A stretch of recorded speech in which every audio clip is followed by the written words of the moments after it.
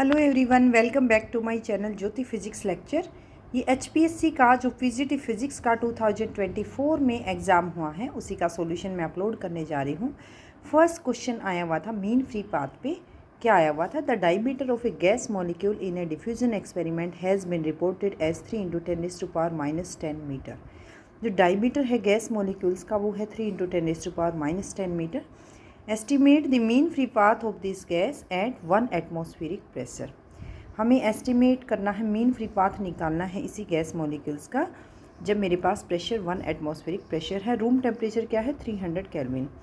Also estimate the average collision of this gas molecules if its average speed is 500 metre per second. हमें क्या निकालना है? Average collision rate निकालना है इन molecules का अगर एवरेज स्पीड क्या है? 500 मीटर पर सेकेंड। ये एड ऑन किया है। देखिए, we know the mean free path of gas molecules is given by lambda is equal to KT by √2πd²P। कई बुक में ये सिग्मा सिंबल होता है which is the diameter of gas molecules. P is atmospheric pressure, try to convert it in terms of pascal. K is Boltzmann constant, T is temperature and D is diameter of the gas molecules. तो ये data मैंने लिखा है। Where K is Boltzmann constant, T is temperature, P pressure, D diameter of gas molecules. Substitute करने की कोशिश करते हैं, कैलकुलेशंस जो करनी है।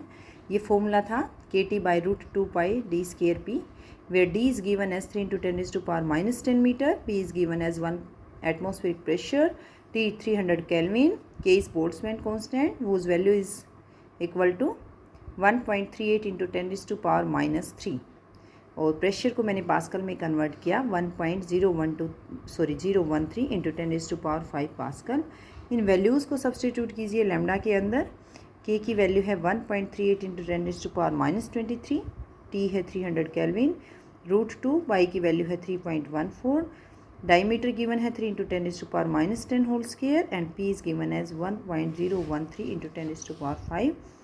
It comes out to be 9.23 × 10⁻8 meter. Now I need to calculate average collision rate. Average speed is given as 500 metre per second. देखिए, average collision rate पूछा है यानी कोलिजन पूछा है पर सेकेंड, जो कि इसको आप क्या बोलते हो? कोलिजन फ्रीक्वेंसी भी बोलते हो। और आपको पता है C is equal to nu lambda, यानी फ्रीक्वेंसी और वेवलेंथ की प्रोडक्ट क्या होती है? Velocity of light. इसी तरह से मैं वेलोसिटी मुझे गिवन है, अगर मुझे फ्रीक्वेंसी निकालनी है that is given by C by lambda, तो यानी V by lambda. V is given as 500 metre per second and lambda is equal to 9.23 × 10⁻8। On solving we are getting as 5.42 × 10⁻9 collisions per second. क्योंकि ये subjective exam था, तो जब आपका subjective exam होता है तो आपको इसको अच्छे से एक्सप्लेन करना होता है। नेक्स्ट क्वेश्चन देखते हैं। देखिए, अगर इस क्वेश्चन को ध्यान से समझा है तो सिंपल क्वेश्चन है। Estimate the heat required to convert an ice block of mass. मुझे चाहिए कितनी हीट चाहिए किसको कन्वर्ट करने में? आइस ब्लॉक को, जिसका मास क्या है? 700 ग्राम एट -10°C से 10°C। यानी मुझे आइस को वाटर में कन्वर्ट करना है। कौन से टेम्परेचर से? -10°C से 10°C। देखिए, आइस फर्स्ट स्टेप क्या है? -10°C पे है। मैं इसको 0°C पे लाऊंगी, यानी टेम्परेचर राइज करूंगी तो फर्स्ट स्टेप मेरे पास स्पेसिफिक हीट होगा।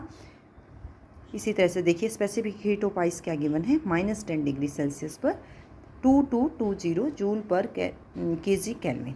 अब मेरा आइस आ गया तो मैं उसको वाटर में कन्वर्ट करना चाहूँगी। और जब आप स्टेट को चेंज करते हो सॉलिड स्टेट से और आप लिक्विड में चेंज करते हो, that is known as heat of fusion.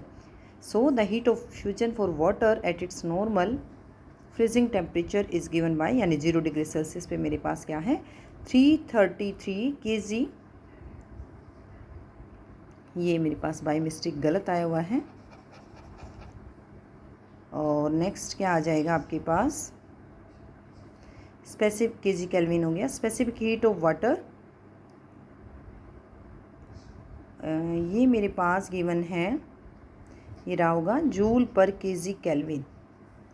Specific heat अब मेरे पास आइस से वाटर में आ गए। अब वाटर का टेम्परेचर मुझे रेज करना है 10°C, यानी 4190 जूल पर kg केल्विन। तो आपको 3 स्टेप क्लियर हो गए।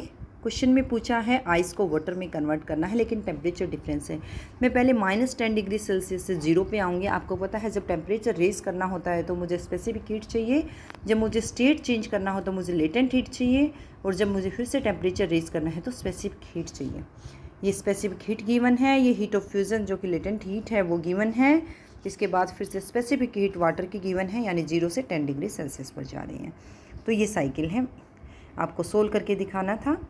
आइस ब्लॉक से वाटर में जा रही हूँ, आइस -10 पे है, वाटर 10 डिग्री सेल्सियस पे। फर्स्ट स्टेप मैंने लिखा specific heat. What is specific heat? That is required to raise the temperature of a substance. आप बेशक लिख के आए होंगे जब मुझे एक्सप्लेन करना होता है ऑफ सब्सटेंस। हीट रिक्वायर्ड क्या चाहिए? एम स्पेसिफिक हीट का फॉर्मूला होता है mc × ΔT।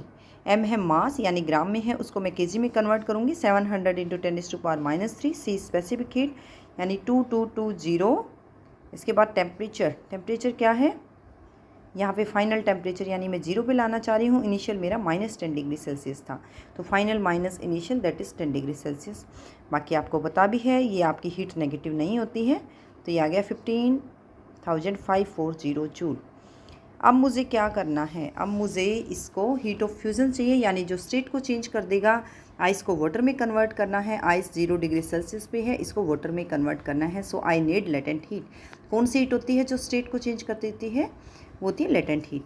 तो ये फॉर्मूला होता है m × L, L latent heat, m mass of substance 700 × 10⁻³ जो हीट ऑफ फ्यूज़न गिवन है दैट इज़ लेटेंट हीट 333, और ये केजी में है, × 10⁻³ कर दिया, that comes out to be 233100 joule. Next step क्या चाहिए? मुझे हीट चाहिए, फिर से वाटर के 0 से 10 डिग्री सेल्सियस पर जाना है। Heat required to increase temperature of water by 10 degree Celsius. Basically it is specific heat. जो टेम्परेचर को राइज करती है वो स्पेसिफिक हीट, जो स्टेट को चेंज करती है वो लेटेंट हीट। इसका फॉर्मूला फिर से वही mc × ΔT, मास 700 ग्राम यानी 10⁻³ से मल्टीप्लाई किया। सी स्पेसिफिक हीट गिवन है 4190, और टेम्परेचर क्या हो गया? 10 - ΔT आ गया मेरा, फाइनल आ गया 10, इनिशियल था 0, यानी 10 - 0 that comes out to be 29330। Total heat कितनी चाहिएगी मुझे? आप इन तीनों को ऐड ऑन कर दो।